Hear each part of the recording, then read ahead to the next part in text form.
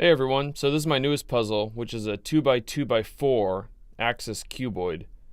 And I'm not sure if this is the first one of these ever made. I think it is, but if you know of another one, please leave a link down in the comments so I can check that out. But I do think this is the first. So to kind of show you how it works, this is 2x2x4. So here's your 4 layers this way. So if it was a normal cuboid, it would actually look like this, up and down. So there's your 4 layers, and then looking down from the top, then you have your 2x2 cross section like that. And I built this puzzle starting with a standard 4x4.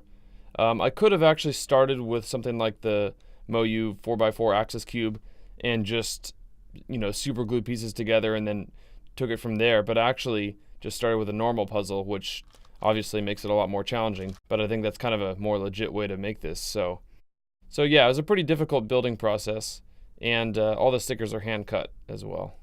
And while there's not really any cool patterns I can think of right now to show you on this, it is kind of cool if you take it on both the 2x2 cuts like this and turn it 180 degrees like that. It splits down the middle symmetrically, which looks pretty cool. And I'm really glad that all these mirror image pieces turned out pretty much flush on these edges, which is really nice. See right down the edge like that, it's pretty flush.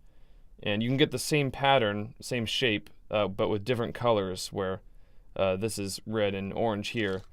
You can get the opposite one if you just turn it on the other 2x2 axis like that. Then you have the same structure, but colors are different now, so now you have the blue and green. So you can actually tell here that white shape and yellow shape is the same as here, although the reason that there's not lines down the middle of these is because it has that bandaging effect from me super gluing all the pieces together before I started the actual Axis Cube mod. So I guess there's not really that much more to talk about with this. The turning is really nice, actually, on all the layers. These outside layers on the standard 4x4 layers, I think, turn the best. They're a little bit easier to turn just because there's less mass, I think, behind it. But the middle layers are also really smooth. I apologize for any spring noise there, but yeah, overall the turning is really nice. You just have to be a little bit careful about alignment, but it is pretty stable.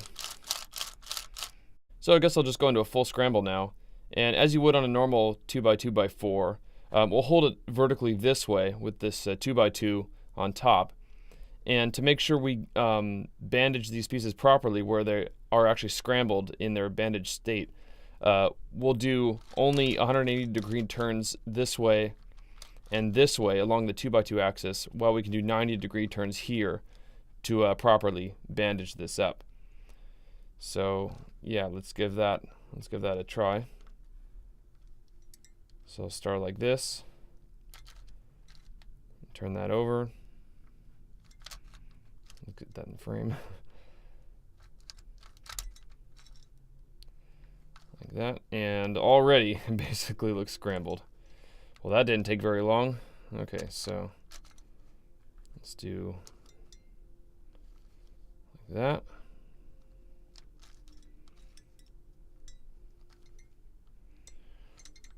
A little bit of spring noise right now, but that just means the core needs to be lubed a little bit better, but that's okay. That's an easy fix. Now before I start the just 2x2 turns everywhere, just down the center, I'm looking for these, I guess you'd call them edges and corners, to make sure they're not paired up, because once we start the 2x2 scramble, these are going to be all bandaged together, obviously.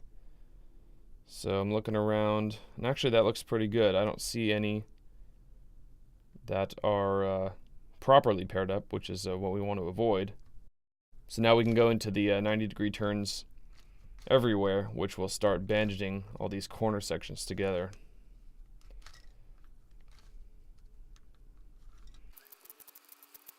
So in the full scramble, it actually does look pretty different from a standard scrambled 4x4 Axis Cube, just because you have much larger colors on a lot of these corner pieces.